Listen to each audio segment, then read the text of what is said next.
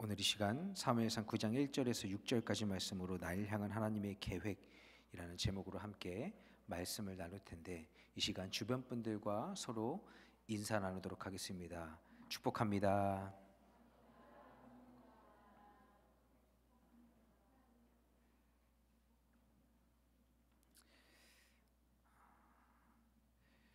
여러분, 딕 트레이시라는 사람이 이런 이야기를 했습니다.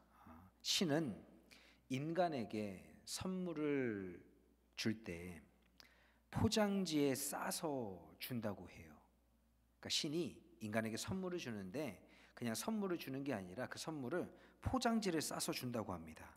그런데 그 포장지의 이름이 뭐냐 하면 시련, 고난이라는 이름의 포장지라고 해요. 그래서 이 선물의 포장지, 시련이나 고난이라는 그 선물의 포장지를 뜯고 나면 그 안에 이 선물이 들어있다라는 거죠. 작은 선물은 작은 포장지로 싸고요, 큰 선물은 큰 포장지로 쌉니다. 즉 이 얘기가 뭡니까? 선물이 작으면 시련과 고난의 양도 적고, 선물이 크다면 이 시련과 고난이라는 그 포장지도 커지겠죠. 여러분, 우리의 눈으로 바라볼 때 나에게 찾아온 고난과 고통이 온전히 이해가 되지 않을 때가 있습니다. 도대체 왜 나에게 이런 시련을 허락하시는지, 왜 나에게 이런 고난을 주시는지, 마치 욥과 같이 하나님이 자랑할 만한 삶을 삶에도 불구하고 갑자기 하나님이 날 버리신 것 같이 그동안 내 주변에 나와 함께 했던 사람들의 이 도움의 손길도 없게 되는 그런 현실에 놓일 때가 있죠. 그러나 그럴 때일수록 지금 나에게 가까이 다가와서 내 시선을 모두 빼앗아간 그 고난과 고통에서 한 발짝 멀찍이 떨어져 내 인생 전체로, 과거로부터 지금까지, 그리고 앞으로 내가 맞이할 이 미래의 순간까지 놓고 바라보는 그러한 시선이 우리에게 필요합니다. 흔히 이런 이야기가 있죠. 나무를 보지 말고 숲을 봐라. 나무를 보면 그 전체의 그림을 볼 수가 없어요. 한 점만 보는 겁니다. 그러니 한 발짝 멀찍이 떨어져서 그림 전체를 봐라, 숲을 봐라. 그래야 삶을 온전히 바라볼 수 있다라는 것이지요. 우리가 신앙생활하면서 자주 하는 말 가운데 이런 말이 있습니다.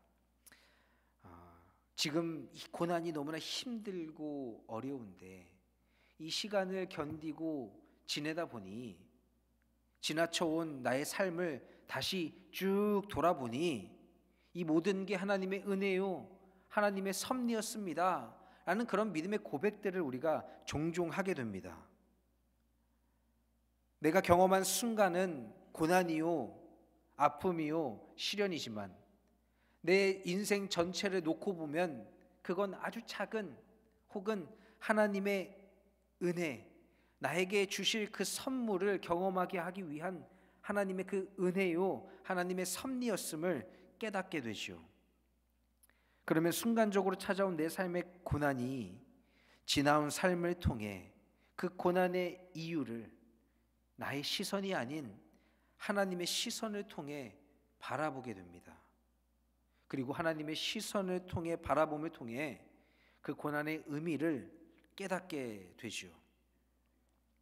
시편 119편 67절 말씀에 고난당하기 전에는 내가 그릇 행하였더니 이제는 주의 말씀을 지키나이다 라고 말씀합니다.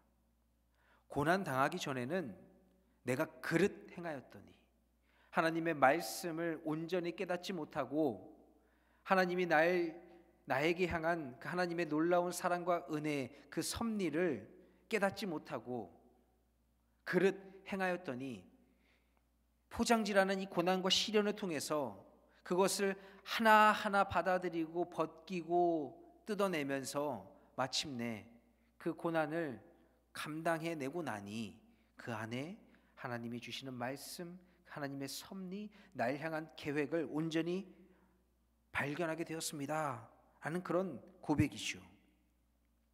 여러분, 그리스도인에게 있어서 고난은요, 하나님의 말씀이라는 그 문에 다가가는 길이 됩니다. 그리고 그 문 뒤에 놓인 날 향한 하나님의 축복을 발견하게 되죠.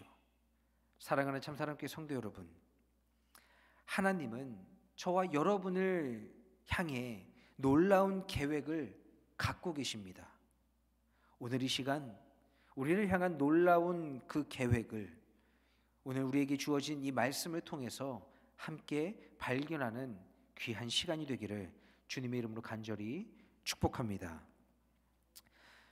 오늘 말씀은 지난주 말씀에 이어서 이 이스라엘의 장로들의 요구였죠.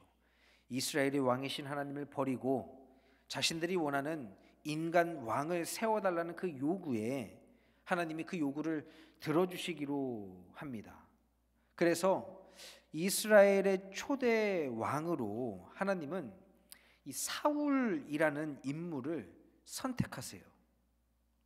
그런데 사울이 하나님으로부터 이스라엘의 이 초대 왕으로 지명되었을 때 사울은 고난을 만나게 됩니다. 분명 하나님의 지명으로 인해 사울에게는 축복임에 분명하지요. 하나님이 지명하셨고 하나님이 왕으로 세울 자로 지명되었으니 사울에게 얼마나 큰 축복입니까? 그런데 사울은 그 축복의 자리에 서기 전에 고난을 만나게 됩니다. 사무엘상 9장 3절 말씀을 보면 사울의 아버지 기스가 암나기들을 잃고 그의 아들 사울에게 이르되 너는 일어나 한 사환을 데리고 가서 암나기들을 찾으라 하매라고 말씀합니다. 과거 시대에는 한 집안에서 가장 귀한 재산이 뭔가요? 바로 짐승들이죠. 키우는 가축들입니다. 소, 양, 낙타, 나귀, 돼지, 이런 게 가장 귀한 재산 목록이었어요. 그리고 우리가 성경을 보아도 성경 속에 등장하는 인물들의 이 부의 척도를 무엇으로 삼냐 하면 소가 몇 마리 있고 그 집에 나귀가 몇 마리가 있고 양이 몇 마리가 있고 하는 것으로 그 인물의 부가 어느 정도였는지 보여줍니다.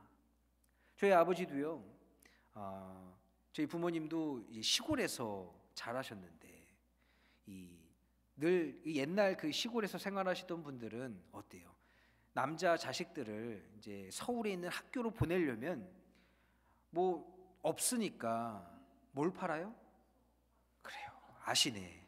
네, 아세요. 그래요. 소를 팔아요. 그래서 저희 시골집에 가면 외양간이 있거든요. 그래서 저희가 어릴 때 거기 가서 많이 놀았어요. 그런데 어느 순간 소가 사라집니다. 그러면 어때요? 그걸 팔아서 뭔가를 썼구나 하는 거지요. 그만큼 이 과거 우리 어른들 부모님들의 세대는 이 집안의 재산 목록이 바로 그런 짐승이에요. 그런데 그 짐승들 가운데에서도 암컷과 수컷의 가격이 다릅니다. 뭐가 더 비쌀까요? 왜 암컷이 더 비싸요? 그쵸, 맞아요. 새끼를 낳으니까 새끼를 낳을 수 있으니까 더 비싸요. 그런데 지금 오늘 말씀에 사울의 집안에서 뭐가 사라집니까? 암나귀, 나귀 중에서도 암컷이 사라지게 됩니다. 그러자 사울의 아버지가 사울에게 나가서 잃어버린 암나귀들을 빨리 찾아오라고 명령해요. 그런데 그 말씀을 보면 사울이 이 심성이 굉장히 착한 사람처럼 보입니다. 아버지의 말씀에 순종해요. 어쩌면 이런 짐승들을 양들을 치는 것 그리고 그 짐승들을 관리하는 것은 이 집안에서 가장 보잘것없는 일을 하는 것에 불과했습니다. 그래서 집안의 막내들, 특히 다윗 보면 다윗처럼 이 보잘것없는 집안의 막내가 양을 치고 그랬죠. 어떻게 보면 이 잃어버린 나귀를 찾아오라는 말은 별 볼 일 없는 일일 수가 있어요. 그런데 그 아버지의 말씀에 순종해서 사울은 집을 나서는데 얼마나 그 열심히 찾냐. 안 가본 데 없이 이 마을 저 마을을 다 돌아다니는데 5개의 마을을 돌아다녀요. 5개의 마을을. 그렇게 마을을 쉬지 않고 돌아다니면서 아버지가 찾아오라고 한 암나귀를 찾으러 다닙니다. 사울은요 정말 최선을 다했어요. 만약 제가 사울이라면 한 군데 가보고 아휴 이거 잊어버린 거 어떻게 찾죠? 하고 다시 집으로 돌아왔을 거예요. 그런데 사울은요 쉬지 않고 찾으러 다닙니다. 멈추지 않아요. 최선을 다합니다. 열심을 다했어요. 그런데 결과는 어떻습니까? 못 찾았어요. 보통 이야기 같으면 이렇게 열심히 최선을 다해서 그 결과가 어때야 돼요? 찾았다. 그게 우리에게 은혜가 되죠. 열심히 하면 됩니다. 열심히 하면 다 돼요. 최선을 다하십시오. 그러니 이렇게 됩니다. 라는 이야기 흐름이 되죠. 그런데 사울은 정말 열심히 찾아다니는데 그 결과가 어때요? 찾지 못해요. 여러분 이 세상에는 이러한 아이러니가 있습니다. 열심히 한다고 해서 다 잘 되는 것 아니라는 거죠. 여러분 가운데 열심히 살지 않는 사람 있습니까? 뭐 한 번뿐인 인생 대충 살다 가지 하시는 분 계세요? 그렇지 않죠. 다들 최선을 다해서 열심히 삽니다. 이 세상을 살아가는 사람 중에 자신이 뭔가 이루려고 하는 것을 위해서 그 목표를 위해 열심히 하지 않는 사람이 어디 있습니까? 다들 열심히 삽니다. 그런데 다들 열심히 하는데 뭐가 문제가 되냐 하면 열심히 했다고 모두가 다 목표했던 그리고 원하는 결과를 얻는 것은 아니라는 거죠. 열심이라는 말은 상대적이긴 하지만 학생들도요 다들 저마다 열심히 공부해요. 그런데 부모님들이 보기엔 어떻습니까? 열심히 안 하는 것처럼 보여요. 왜 그래요? 결과가 그걸 말해주잖아 이러죠. 네가 열심히 했으면 좋은 성적을 받아야 됐을 거 아니야.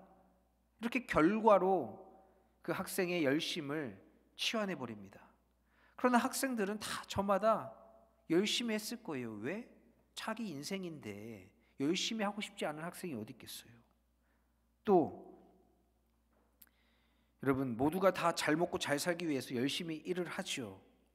그러나 모두가 다 많은 돈을 버는 건 아닙니다. 모든 직장인들이요 승진하기 위해서 열심히 일을 합니다. 그러나 모두가 다 원하는 때에 승진하진 않아요. 개인 사업하는 분들도 사업이 번창하게 하기 위해서 사업에 성공하기 위해서 열심히 경영을 합니다. 하지만 모든 사업이 다 잘 되진 않아요. 여러분 여기에 모이신 분들 가운데 일부러 잘 살고 싶지 않아서, 일부러 부자가 되고 싶지 않아서, 일부러 승진하고 싶지 않아서, 일부러 사업 망하게 하려고 열심히 하시는 분 계십니까? 돈 안 벌려고 열심히 하고 사업 망하려고 열심히 하고 하시는 분 계세요? 시험 성적 안 받으려고 열심히 하시는 분 계세요? 다들 돈을 조금 더 많이 벌기 위해, 더 나은 삶을 살기 위해, 승진하기 위해, 좋은 학교에 입학하기 위해, 성공하기 위해 열심히 살아가지만 모두가 다 그러한 성과를 내지는 못합니다. 다들 열심히 노력하지만 때로는 노력한 것에 비해서 실망스러운 결과를 얻게 되기도 하죠. 그게 우리의 인생이에요. 제가 가르치던 한 학생이 언젠가 제게 이런 이야기를 한 적이 있습니다. 고민을 털어놓더라고요. 뭐라고 얘기하냐면 자신의 부모님은 자기가 봐도 정말 너무나 열심히 산대요.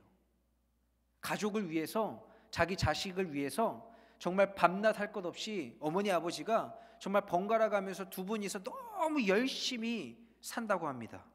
그런데 그 열심에 비해서 삶의 형편은 남들보다 조금 못하고 나아지지 않는 게 너무나 속상하다고 이야기를 하는 거예요.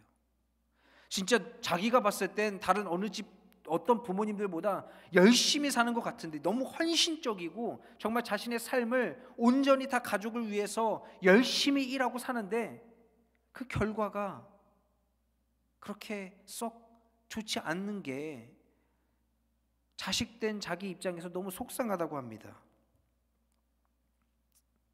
여러분, 노력한 만큼 인정받지 못하는 사람들이 있죠. 그런데 열심히 한다는 게 좋은 말입니다. 틀린 말이 아니에요. 그러나 진실은 아닌 것 같아요. 누구나 다 열심히 하지만 다 잘 되는 것은 아닌 거 보면 참된 말은 아닌 것처럼 보입니다. 오늘 말씀에 사울도 아버지의 명령에 따라서 열심히 귀한 집안의 재산인 암나귀들을 찾으러 열심히 노력합니다. 안 다닌 데 없이 여기저기 정말 두루두루 다녀요. 또 길 가다가 만나는 사람에게 이 나귀들을 잘 설명하면서 혹시 이 나귀를 본 적이 없느냐? 그러면 내가 여기서 본 것 같아. 저기 어디 가봐 하면 따라가요. 거기까지 쫓아갑니다. 그러나 찾지 못하죠. 그게 한 번, 두 번 반복되면 그 다음부터는 어때요? 묻지도 않고 누군가에게 뭔 말을 들어도 신뢰가 가지 않아서 그렇게 가지 않을 텐데 봤다고 하는 사람만 있으면 거기 찾아다닙니다. 그러나 사울은 결국 나귀를 찾지 못합니다.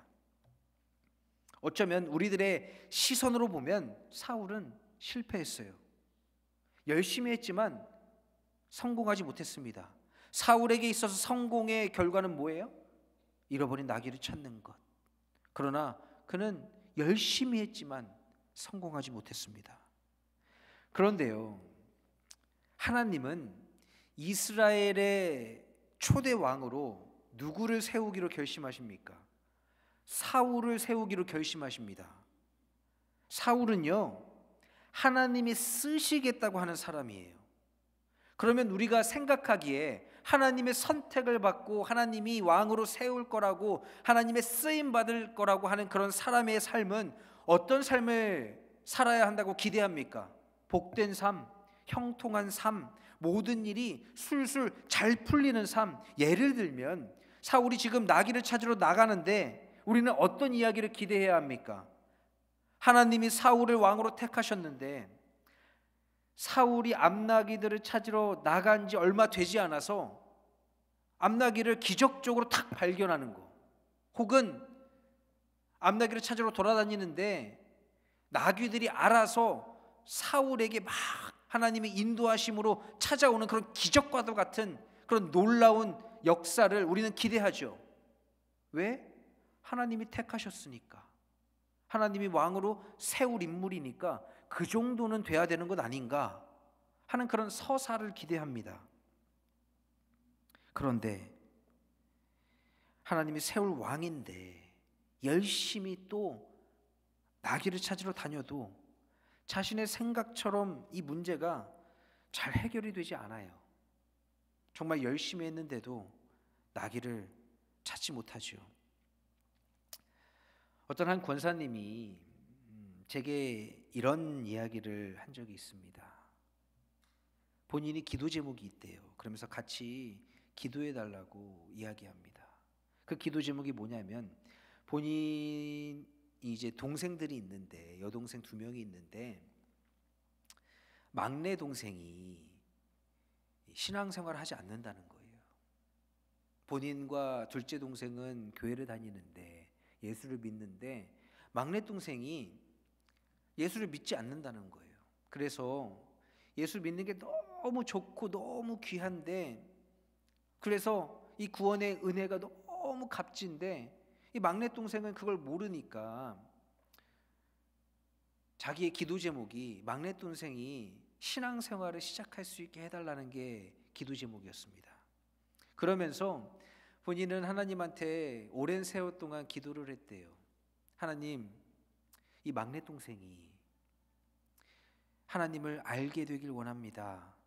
그런데 내 삶을 보면서 정말 하나님을 믿어야겠다라는 걸 깨닫게 해주세요.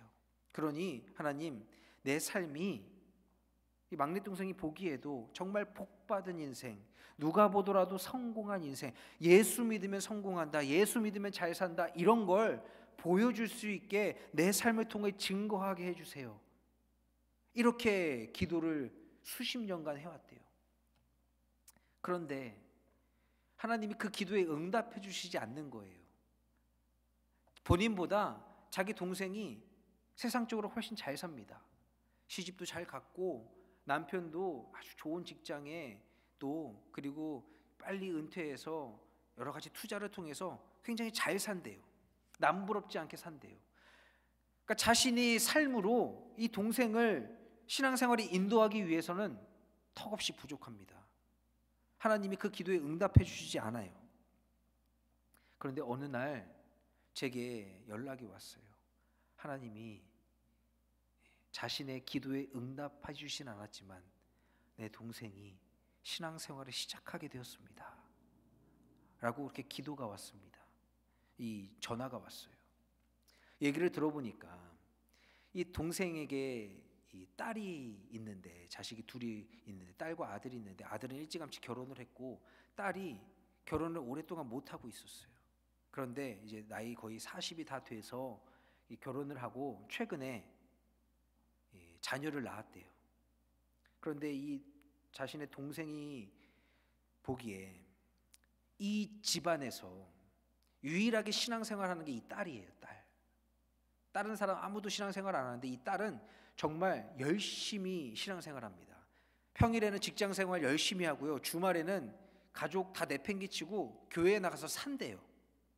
여러 가지 모임에 참여하고 리더하고 이러면서 교회에서 산다고 합니다. 그런데 그 딸이 결혼하고 배우자의 기도를 통해서 결혼하고 또 자녀를 낳고 하는 모습을 보면서 이렇게 이야기하더래요. 언니, 내가 교회를 좀 나가봐야 할 것 같아. 내 딸도 이렇게 결혼해서 신앙생활하면서 사는데 나도 거기가 좀 궁금해. 그러면서 교회에 나가기로 했다고 합니다. 그러면서 이 권사님이 하시는 말씀이, 본인이 원하는 전도로 이렇게 기도 제목을 놓고 기도했는데 하나님이 그 기도를 들어주시지 않았는데, 알고 봤더니 하나님은 다른 방법으로 그 동생을 끝내 거의 70이 다 돼가는 그 삶의 자리에서 하나님을 만나는 자리로 인도하셨다 라고 이렇게 고백을 합니다. 신앙생활하는 사람들은요, 하나님을 믿지 않는 사람들에게 신앙인으로서 하나님이 살아계심을 증거하고 싶은 욕구가 있습니다. 이게 너무 좋은데, 예수 믿는 게 너무 기쁜데, 신앙생활하는 게 너무 값지니까 다른 사람들에게도 그걸 전하고 싶어요. 그래서 하나님의 가치와 기도로 하나님이 살아계심을 증거하고 싶은데, 그래서 열심히 기도하고 신앙생활하는데 나의 삶에 닥쳐온 문제가 해결이 안 되는 것을 주변 사람들이 보면 뭐라고 말할까요? 야, 너 그거 그렇게 열심히 믿음 생활하고 교회에서 열심히 봉사하고 해도 안 되잖아 라는 그런 생각을 하고 말을 하겠죠. 그럴 때 우리는 낙심하게 됩니다.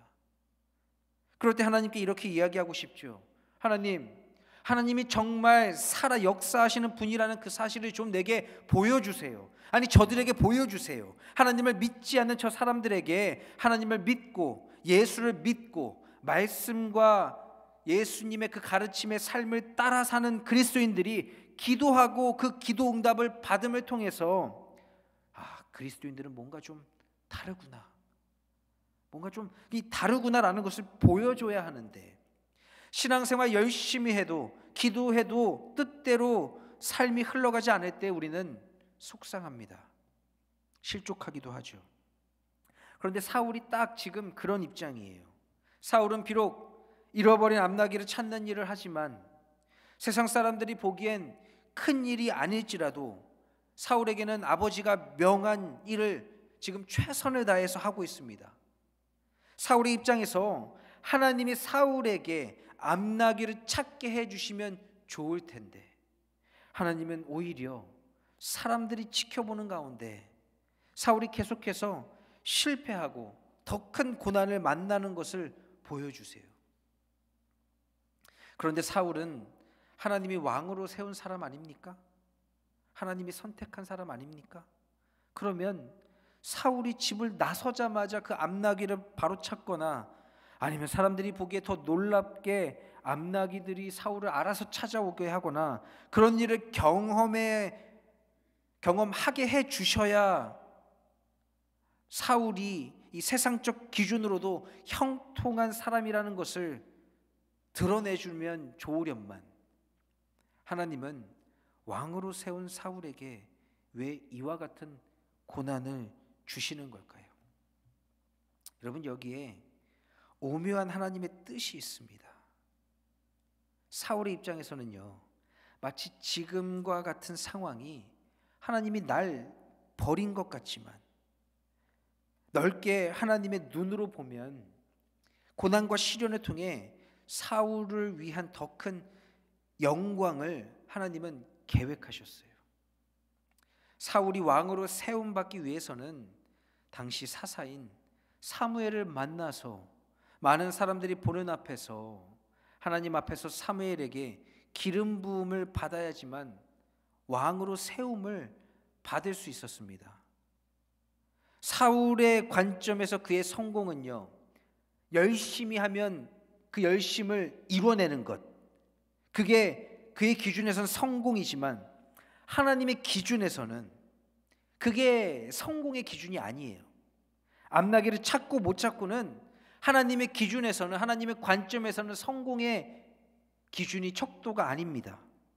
하나님의 기준에선 사울은 사무엘을 만나는 것이 성공의 기준이었습니다. 그런데 이 나귀를 찾는 과정에서 쉬지 않고 끊임없이 노력하고 열심을 다했지만 세상적인 기준에선 그는 나귀를 찾지 못하는 실패를 경험했지만 하나님의 계획하심, 하나님의 관점에서 그는 그 무엇보다 더 중요한 사무엘을 만나게 됩니다. 이게 하나님의 큰 그림이었다라는 거지요. 암나귀를 잃어버렸기 때문에, 그리고 그 암나귀를 열심히 찾게 되는 과정 가운데, 즉 우리가 이 고난이라고 표현하는 그 열심 가운데 사울은 사무엘을 만날 수 있게 되었습니다. 만약에요, 우리가 생각하는 것처럼 사울이 집을 나서자마자 나귀를 찾는 그런 인간적인 성공을 경험했다면 사울은 사무엘을 만나러 가지 못했을 겁니다. 한 연예인이요, 한 글을 자신의 이 SNS에 올린 게 화제가 되었습니다. 그 내용은 뭐냐 하면요,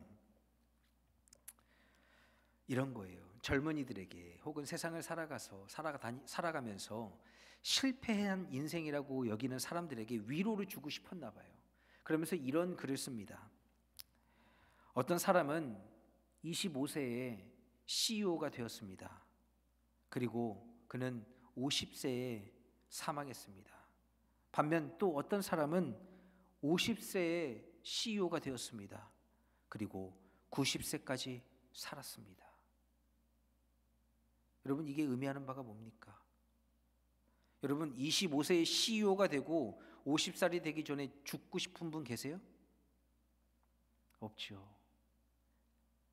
비록 50세가 되도록 삶에서 자신이 목표한 바를 이루지 못하고 열심히 살아가지만 세상적으로는 실패한 것 같은 인생이라고 여김을 받더라도 50세에 결국 그는, 어떤 한 사람은 CEO가 되고 그리고 그 삶을 90세까지 이어갔다. 또 이런 글을 또 썼어요. 오바마는 55세에 은퇴했습니다. 그리고 트럼프는 70세에 시작했습니다. 어떤 사람들은 당신보다 뒤처진 것 같기도 합니다. 또 당신 주위에 있는 사람들이 당신보다 앞서가고 있는 것처럼 느낄 수 있습니다. 그러나 다 저마다 삶의 속도가 있습니다. 그러니 긴장을 푸세요. 당신은 뒤처지지 않았습니다 라고 이렇게 글을 써서 많은 이들에게 위로를 전한 연예인이 있었습니다.